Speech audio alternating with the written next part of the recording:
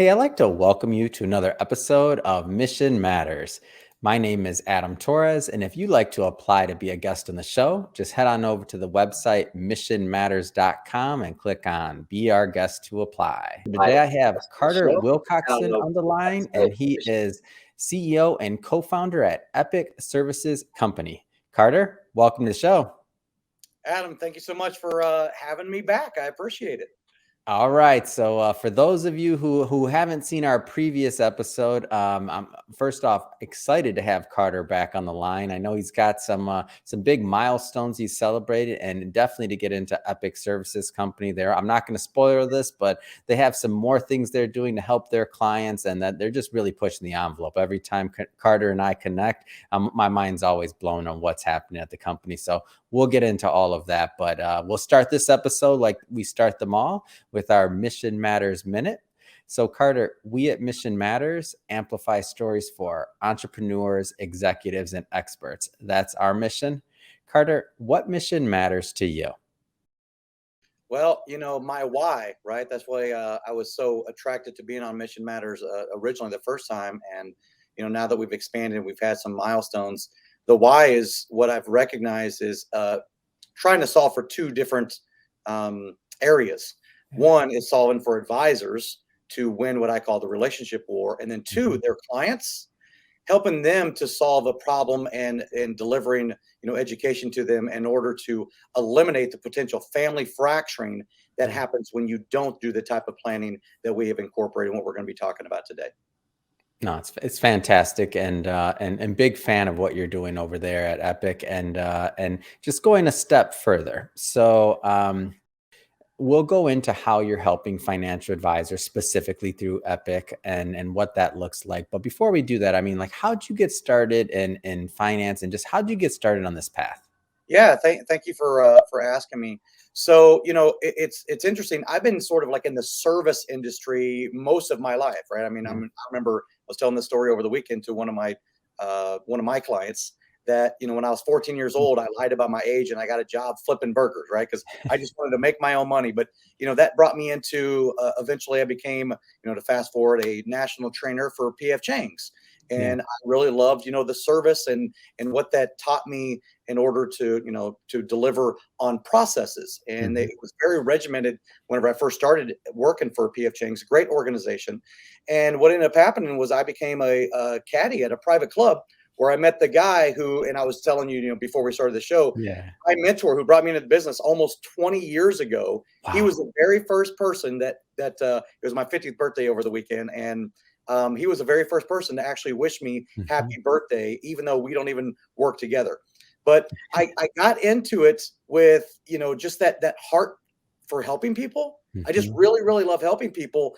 And it ended up bringing me, I mean, maybe it's just meant to be, but the golf world and the financial services world, they're really intertwined. And a lot of my advisors, I find that I work with, as we consider ourselves advisors to advisors, a lot of them play golf, right? So it's a great place to go out. You get to meet, you get to really find out about what a person's character is when you're out there for 4 hours on a golf course and what type of integrity. And you have to have integrity.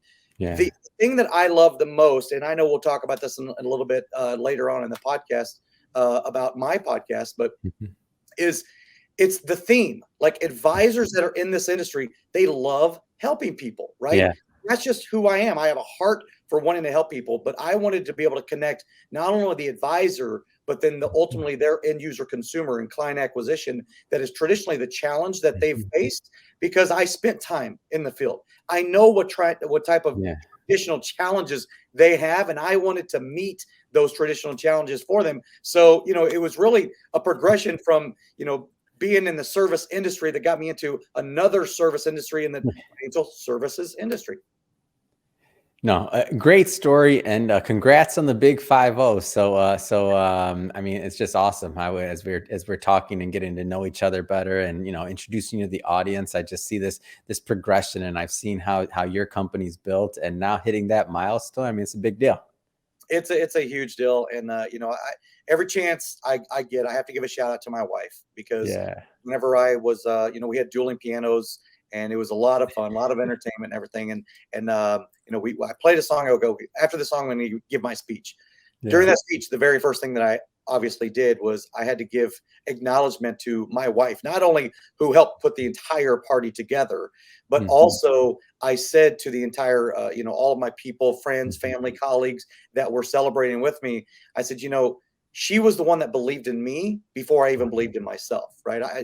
I was called her diamond in the rough, right? So anyway, this is a part of the podcast that I'm ever on that I have to give a lot of congratulations to her and accolades to her, because without her, I definitely would not be where I'm at here today, and getting a chance to talk more with you, Adam. And I got to tell you, one of the things that I love, and I think you've said this before, maybe the last time we were just speaking offline, you're like, man, where were you at whenever I was in the financial services? Yeah.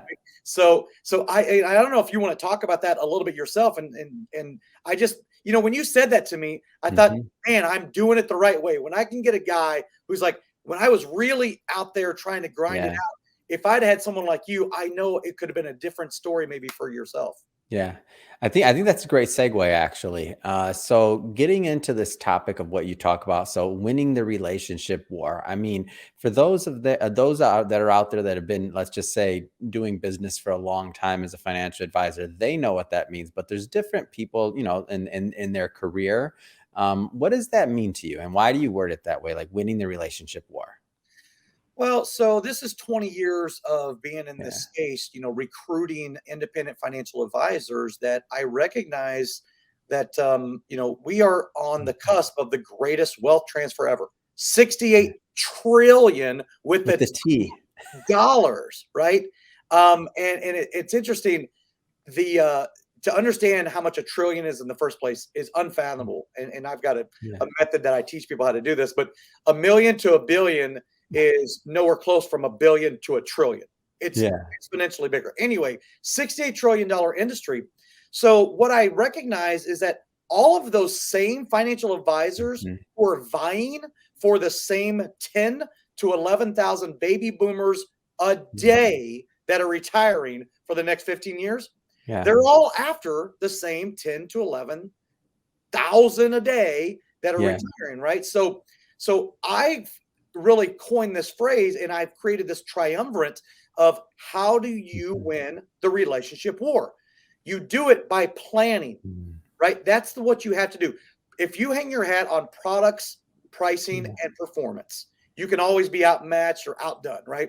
But if you have a process, right, that incorporates technology and the people, then now you can win that relationship war that opens up the opportunity to really do some real meaningful and impactful things for the households that you're after, right? The mass affluent market is so underserved, it's not even funny. So 500,000 to 5 million, that's really an underserved market. So this relationship war that I talk about encompasses this triumvirate where you have estate planning, and you see my sign right behind me where we've branded that.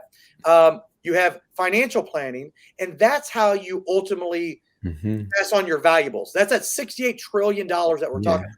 But then there's legacy planning, and that's what we're going to get into a little bit later on with legacy stories. Those three planning techniques, by tapping into our ecosystem, is what helps you win the relationship war, because you're all, listen up, advisors, if we're all out there, right? You're all competing. You have to ask yourself this question: what makes you different, right? So what I did, Adam, was I asked myself that question. If I'm going to be an advisor to advisors and bring them in and help them, allow them to keep their autonomy, right? They're not in this captive situation. It's an independent thing where we become an extension of their team. We have to ultimately help them to differentiate themselves. But then I ask myself, well, what am I going to bring to the table that differentiates me? So everything we've built over the last 5 years has been refining this proprietary process that really does help to win that relationship war.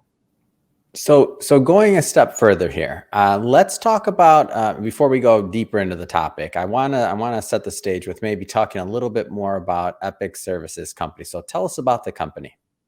Yeah. So, the last time I was on here, I talked about my other company, CSI Financial Group, and we had been so successful with that we wanted to expand that on a national reach. Even though we're a national company, the types of advisors we could work with at CSI Financial Group weren't, the ability to cast a wider net. Now with Epic Services that we've launched it, we have become the estate and legacy planning solution for advisors and their clients who have typically, in this area of expertise, in the subject matter, experts. We can now work with the Edward Joneses of the world or the Merrill Lynch of the world.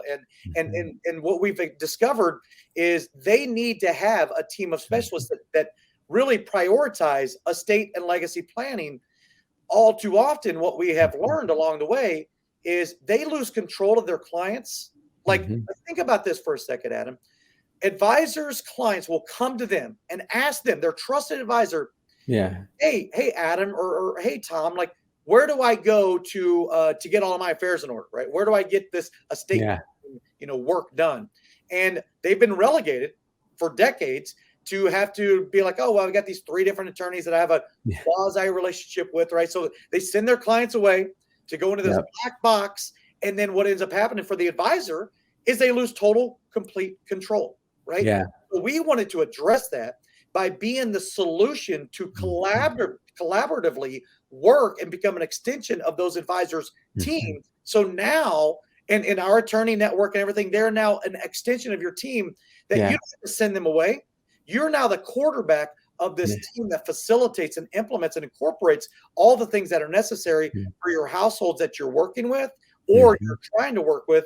And that is the secret sauce in order to win that relationship war. So that's what Epic was designed to do, was to become the advisors and the advisors' clients' solution to all things estate and legacy planning. And so taking a step back there just for a moment, something that you mentioned stuck out. So the team approach. So you said that the advisor maybe loses control of the process just by referring out. So talk about like why that's important to maintain control throughout that process, and really just how advisors not only, win the war for, clients, but they just do better like by their clients. Like their clients, they're just more value to them, and they just have more valuable conversations and are able to plan better like further down the line. Well, I want you to think about, and I'm going to give a bit of a spoiler alert here, and I'm going to inform all of the advisors out there the number one question or the issue that they have or the thing that they've brought back to me on that point. But it's the fact that they create the center of influence, right? They've like these 3 different attorneys or whatever. But I want to actually educate and enlighten all of those advisors out there that are wondering why all of these centers of influence with these attorneys to do this estate planning stuff, why is it always a one-way street? Why is it that I never get any type of reciprocation back? Let me go ahead and tell you why. And I've learned this because I've worked with all these attorneys. Guess what? What I found out is that attorneys are actually taught to go out and try to get as many advisor relationships as possible for those advisors to send their clients to them. So if you think about it, integrity-wise, and I'm not trying to put any attorneys, on a pedestal for integrity, but if you think about it, if you have 50 advisors that are referring, hundreds of clients to you every single year, well, you can't really reciprocate because they all come from different advisors, right? But I wanted to go ahead and enlighten all of the listeners here today that if they were ever wondering why it's a one-way street, that's the reason why right there. And I've learned this along the way. So anyway, I know that you want to talk about this multidisciplinary team approach. The reason why it's so critically important is that why would you ever want to lose control of your client?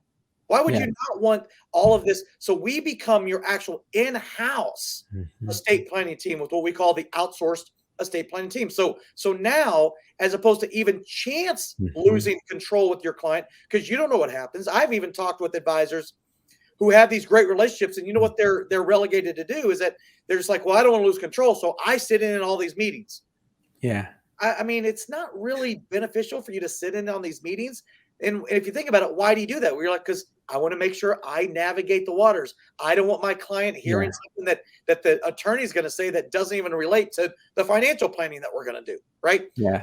Why do that? So we just discovered that why don't we just create an ecosystem, an advisor-friendly ecosystem where we become an extension of your team and you maintain not only the autonomy, but you also look bigger than you are, because now you have this team of specialists that surround you, which if you're trying to win the relationship war, you want to look as big as possible, right? Because you're competing against all these other advisors. Well, now you become the quarterback, right? And you are the centerpiece of a team that surrounds you that has a vested interest in your success, and also maintaining the ability to help out these households that you're bringing in to us. And it becomes an advisor-friendly situation that everybody wins in this scenario.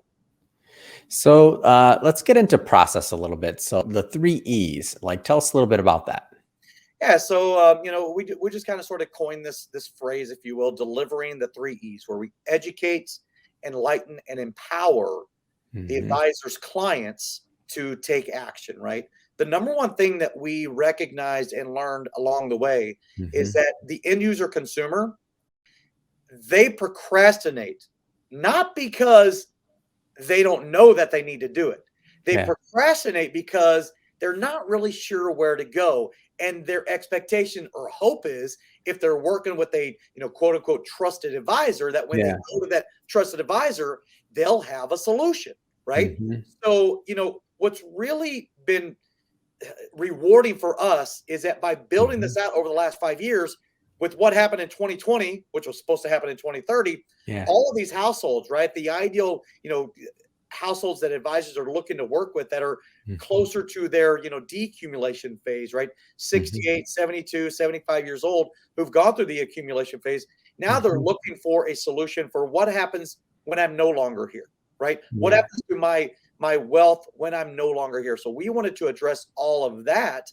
But the thing that advisors need to understand is that we collaboratively work with them, and it becomes a point of a solution that is so rewarding that now you're leveraging not only your clients, but then you get introductions to other clients. I know I'm kind of sort of going off script here a little bit, but the thing is that we wanted to make sure that we were that solution at every step along the way. And Epic Services has been the number one reason why clients stop procrastinating. It's not that they don't need to get it done. They know they need to get it done. They just need to know where they can go. And if you're a trusted advisor that's part of our ecosystem, they're going to come to you and you're going to win that relationship war. So Epic Services Company, I mean, we hear this all the time, like digital, companies need to go digital. I know that at the root of the company is a commitment to digital. So tell me a little bit about that. Yeah. So, about 5 years ago, I found this underutilized software, right? And in software and technology, it's great. It's wonderful. It can really help, to facilitate a lot of things. But when it comes to this topic in this area, right, someone's lifelong savings and what's going to happen distribution wise when I'm no longer here and things of that nature and incapacity, it can almost feel like a behemoth, right? It can almost feel overwhelming to a lot of these households, right? So that's why, going back to the educate, enlighten, and empower them, we deliver on the front end these educational tools that help to open the eyes up for these advisors, clients, that, man, this is exactly what I was looking for, what I was hoping for. And they've really been accustomed and been being forced to accept a lot of online things, a lot of digital stuff. But the platform itself, it doesn't really matter, right? It collects dust unless you have the right people and processes in place to incorporate that. And that's the sort of the secret sauce, is leveraging the technology and embracing that digital transformational age, or the digital age really that we're in. We're never going backwards. It's never going to go back from this point going forward. This is just the way business will be done. So the advisors that are out there listening right now and everything need to understand that we've leveraged the technology, right? We've leveraged the software that enables us to win the relationship war, to onboard clients, to client acquisition that's traditionally a challenge. We've cracked the code and solved all of that by delivering these front-end educational pieces that help these households become empowered to get this work done. And they're blown away with what we call our 90 and 90 formula. It's a proprietary process where we can get 90% of their estate plan done in 90 minutes or less. That's the beauty of leveraging technology that we have.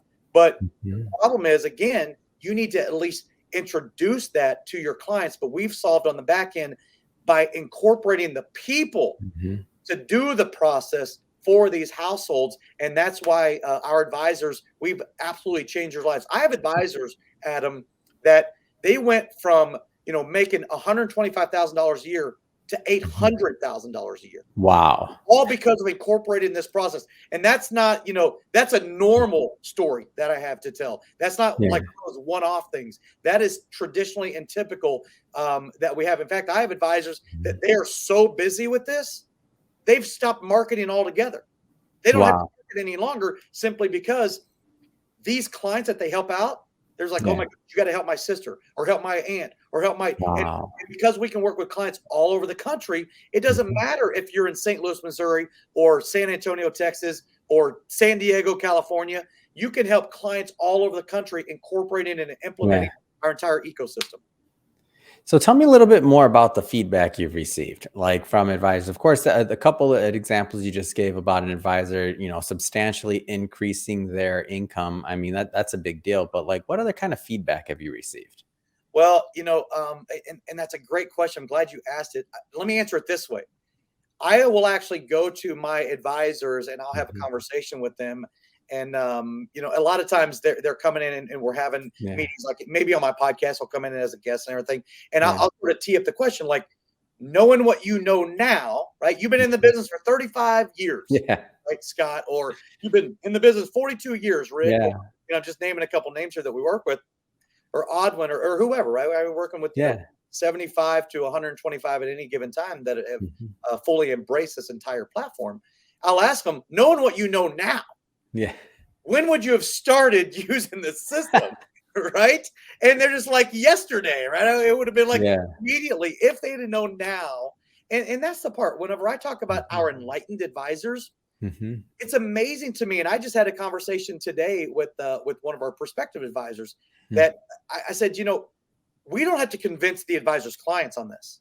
They're fully embracing it and understand, and their expectations like, well, of course we do everything online, right? Like what am I have to get in my car and drive somewhere? I mean, we don't do that ever. Everything's virtual, right? Anyway, so I have to convince and enlighten the advisor more often than I have to enlighten the advisor's clients. They're expecting something of this ease. So the feedback that I get from the advisors that we've brought onto what we call our advisor partner platform is thankfulness and willingness to share this with whoever. Now, of course, they are competitive, right? So they're like, I don't want to tell too many other advisors about this. I don't want anybody in my own backyard competing with me. But here's the thing. I just said it earlier in the show.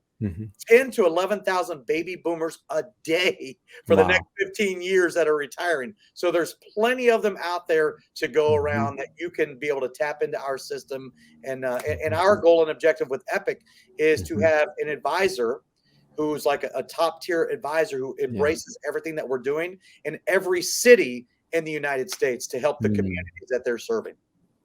No, that's powerful. I mean, the mission's powerful, and I know that you work directly with the advisors, but of course, thinking about the end user, which is their clients, I mean, it's really a win-win situation. Like everybody, like down the stream of who's using Epic services. I mean, it's a win. It's a winning proposition because the families, I mean, the legacy planning, everything that takes place that maybe needs to be done, but at times isn't being done or isn't being done maybe as effectively as it could be.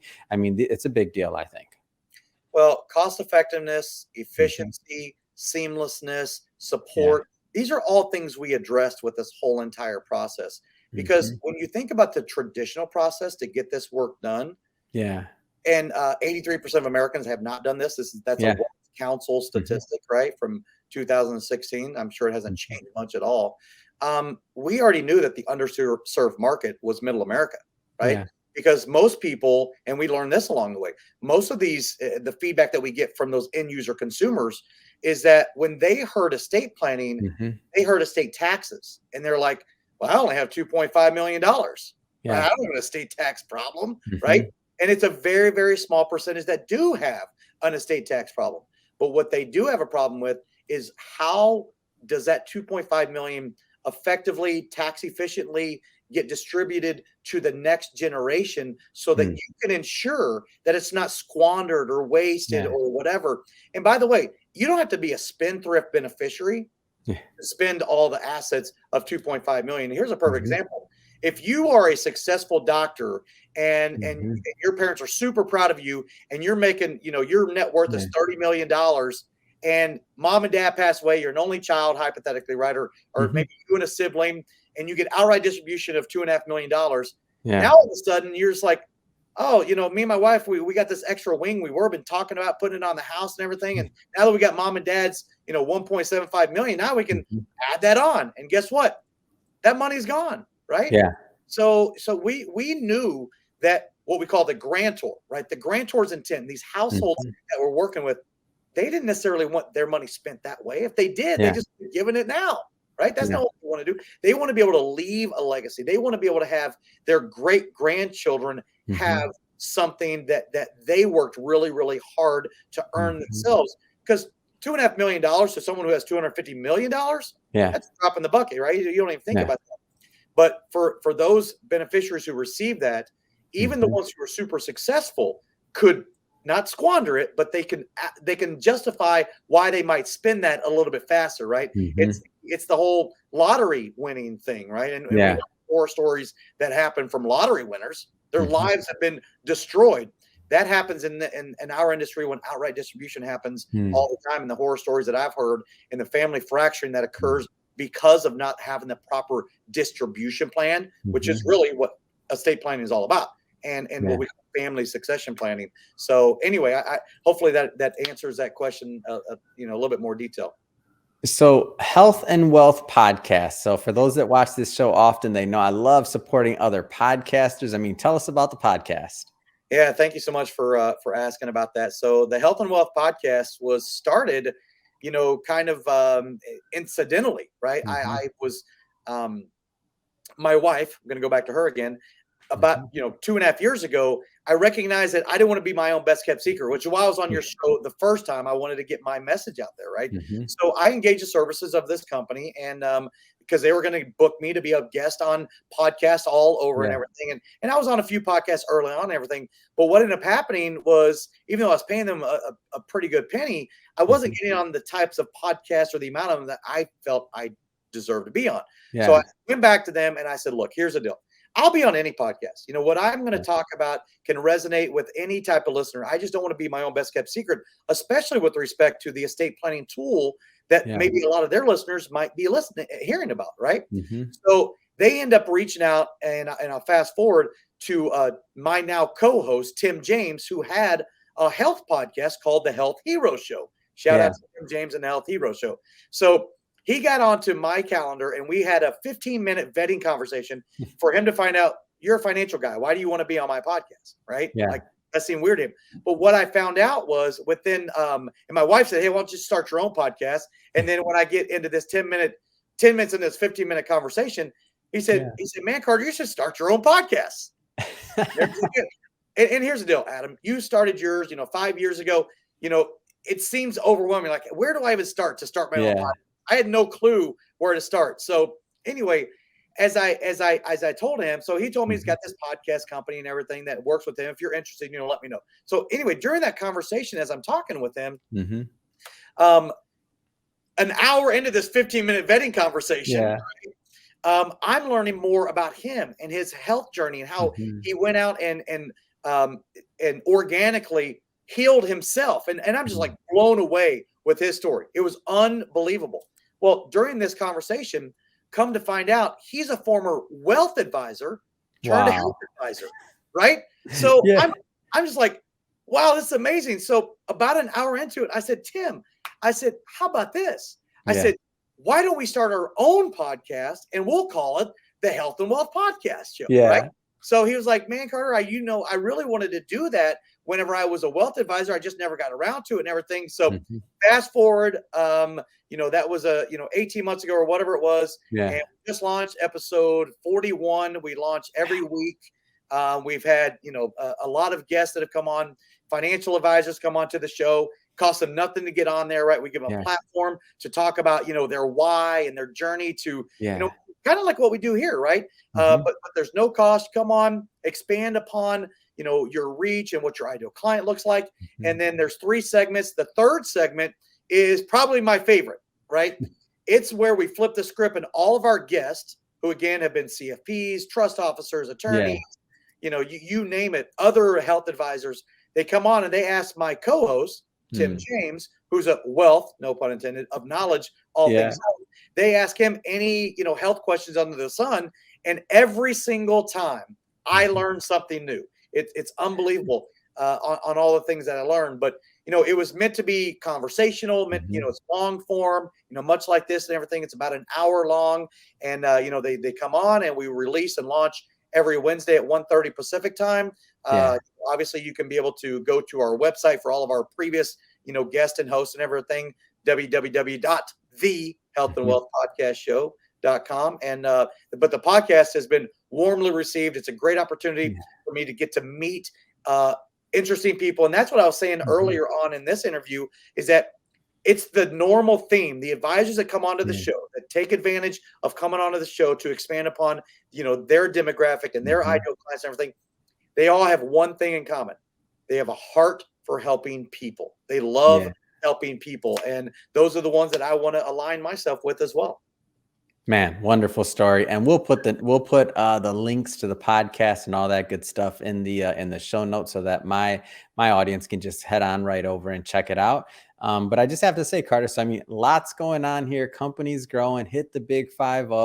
Podcast is raring and roaring. I mean, you're knocking out of the park with the podcast, and got a lot of episodes out there. So what's next? I mean, what's next for you? What's next for Epic Services Company? Like, what's next? Yeah, that's such a great question. So phase 1, if you will, even though you just got through saying a whole bunch of things, just real quick about the podcast. One last thing. What I love about it is that, and this is a good segue into what's next, is that it's a nice breakup for me, for my normal day-to-day, all these things that I've got, all my fingers and all these different pots and everything, and building and scaling up and all that good fun stuff. It's actually a nice little break for me to just do the podcast and just have a conversation. So what's next for Epic Services? Phase 1, we launched 4 months ago, where we're the estate and legacy planning solution for all things for advisors and their clients. And then what we are doing, and we've already created the team behind us. They've already bought in fully into my vision on what we're trying to accomplish. And that is to become a trust company in Nevada, which our corporate headquarters is in Incline Village, Nevada. Epic Services Company will be applying to the Nevada Financial Institutions Division to get its trust powers to bring trust services to the advisor network, insurance advisor, financial advisor, wealth advisor, anybody who works in that area, realtors, CPAs. We'll be able to work with anybody at that point and offer trust services, to the masses of people. So we have the team. And that's the secret, right? It's one thing to be like, oh, hey, it's great, you're going to start a trust company. But in order to be authorized to start a trust company, there's a lot of things that go into it. And it's been 18 months in the making. Wow. 4 months ago, we launched phase 1 with the Epic Services Company for what we were talking about earlier and everything. Phase 2, as we're in capital raise mode, I think maybe we're going to talk about that in a little bit, but we're raising capital right now through a lot of my relationships that I have and everything. And in order to be able to bring this to the masses, and these early adopters are going to be big winners when it comes to this capital raise. Again, it's a $68 trillion industry we're talking about for the next generation. Well, Epic Services, by applying to get its trust powers, will enable us to not only create this client acquisition model, but enhance it with client retention and generational control for the advisors that work with us, with an advisor-friendly trust company. Wow, that's a big deal. So that just really you're already doing great work for your advisors, but now by adding that trust company function to it, that just takes you to the next level, right? There's really not, honestly, this is 5 years of educating myself. I feel like I've gone to law school for the last 5 years, by the way. So learning all the different regulations and learning the difference between, a trust company and a broker dealer and an RIA and all of those things and what they fall under. Is it FINRA? Is it SEC? Is it OCC? All these things. Well, when I learned about the capabilities of what you could bring to the mass affluent that we talk about, right? That 500,000 to 5 million marketplace. And some of my advisors themselves who have invested into Epic Services with that anticipation of becoming the trust company, they're just like, well, you're going to compete with the Northern Trust of the world, right? But Northern Trust, they won't even talk to you unless you're worth $10 million. For sure. Right? Now, you're going to be able to bring world-class wealth management and trustee services to the masses of people who need and deserve this type of stuff, and they don't have access to it. We're going to make access like never before. So, it'll be an absolute game changer. And I don't want to sound too braggadocious about this or bloviate or, make it sound greater than it is. But I'm telling you right now, I wouldn't have even gone down this road if I were not able to connect the dots. Why an advisor? They will change their entire practice, and it'll make their succession planning even that much more powerful by connecting with our entire ecosystem. I totally get it. And you mentioned capital raise. So what type of strategic investors are you looking for? Yeah, so I've been talking to to venture capital, which, by the way, I was just going to go out to those I'm closely connected to that have access to capital, right? They're looking for some of these. It's a $50,000 minimum to be able to come in, right? So I can identify a lot of people who are accredited investors that I'm already connected to, right? So and it's not a huge capital raise. That's the thing about it. I believe it might be maybe. I've been telling people it's like being on the ground floor of Apple, right? Or Microsoft or something like that. But it takes a lot of time to understand how all these things, intertwine and how they're interconnected. And, people ask me, they're like, well, what's the competition or who else is doing this? And it's like, it's hard to point to anything because nothing like this really exists, right? So it's kind of like you've got this one house that's at the top of the hill, and you're in this zip code and you want to sell the house, but it's so big, it's so enormous, the comps don't line up, right? If you're a realtor, you know what I'm talking about, right? So, well, how do you determine on what the value of this is, right? If it doesn't really exist. So anyway, once I enlighten these investors, to answer your question, they have the ability to get in on the ground floor, early stage investors. They will be very happy that they did. Anyway, so to answer your question, I wasn't really going to go to venture capital, but what we've decided to do is that we've been leveraging a technology that we're ultimately going to go to venture capital to really enhance this technology. So in order to do that, it may be a bigger ask for more capital. So that's where we're really going in some of these PE companies and things of that nature. But it's such a small capital raise with relation to how big it can get in this industry that, we've just been bootstrapping the whole thing along the way. This is awesome. Well, Carter, first off, it's been great having you back on the show and just seeing the progress at Epic Services Company and just like what you're doing. I mean, it's just amazing. Hitting the big 5-0, got the podcast going, lots of things happening. If somebody wants to connect and to follow up and to learn more, what's the best way for them to do that? Yeah, so you can be able to, and I'm sure in the show notes you'll put in epicservicescompany.com's website and everything, and the way to connect, directly to us. I have a calendar link that I'll also provide, so they can just get on my calendar if they want to just block off 15 minutes just to learn a little bit more. Right. One of the things that we are literally launching today is the ability for advisors to not only own what we call the estate plan portfolio, but at a very deep discount for them, because we've recognized that the successful advisors, when they go through the process themselves, it gives them a lot more clarity and understanding about how the whole system works and how we work with their clientele. But it's that old saying, the cobbler's kids have no shoes. Advisors they haven't done this either, right? So we wanted to make it available to them, but give them a deeper discount to incentivize them, but also enable them to understand exactly how the whole system works. So, go into our website, epicservicescompany.com. And then of course my calendar link. block off 15 minutes with me, learn a little bit more about what it is that we're doing and bring it to market and what we've already successfully done and refined. I think that it'll be the best 15 minutes of your life, or worst case scenario, the last 15 minutes you ever have to spend with us. That's awesome. And yes, we will put all those links in the show notes, of course, and just make sure everybody can just head right on over.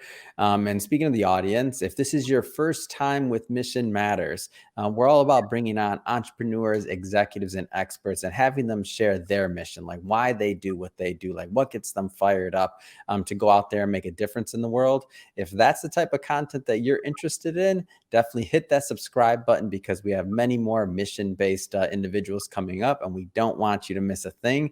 And Carter, really, it's been a pleasure reconnecting. And man, I'm just excited to continue to watch the growth and just see where you take this thing next. Yeah, well, I'm so thankful that you had me on again and everything. And I have one last thing that I just want to share with your audience, if that's okay. Go for it. And I really want to talk about more specifically about legacy stories. Hmm. I had a conversation just this morning with a CFP on the East Coast, and she's looking at bringing this not only to her but to her entire firm for the estate and legacy planning solution. She told me that when she was at Vanguard, what we do with the legacy stories is something that they did for their ultra high net worth, but they had to be a minimum of $50 million. She just told me that this morning as I was talking with her about what it is that we're doing with not only the estate plan, but additionally with legacy stories. Legacy stories is how you pass on your values. When I explained to her more specifically about why we're bringing that emotional piece to the table to have one area, because here's the sad part about it. When we pass away, Adam, everything in your head and in your heart dies with you. And if you've not documented that somewhere, it's lost and gone forever. Legacy stories is that piece that we bring to the table, that when she told me that when she was at Vanguard, that $50 million minimum to even have access to something like that they did, I was like, we're on the right track. So anyway, thank you so much for having me on Mission Matters. I love what you guys are doing over there, which is why I wanted to be on again. And a shout out to you and your professionalism, and anybody. I will tell you right now, if you want to get your mission out and it matters, you want to be on here. And you didn't ask me to say that. I did that, unsolicited. You want to be on with Adam Torres so that you can share your story. Awesome. And thanks again, Carter, for coming on. And until the next time, thanks again. Absolutely. Thank you, Adam.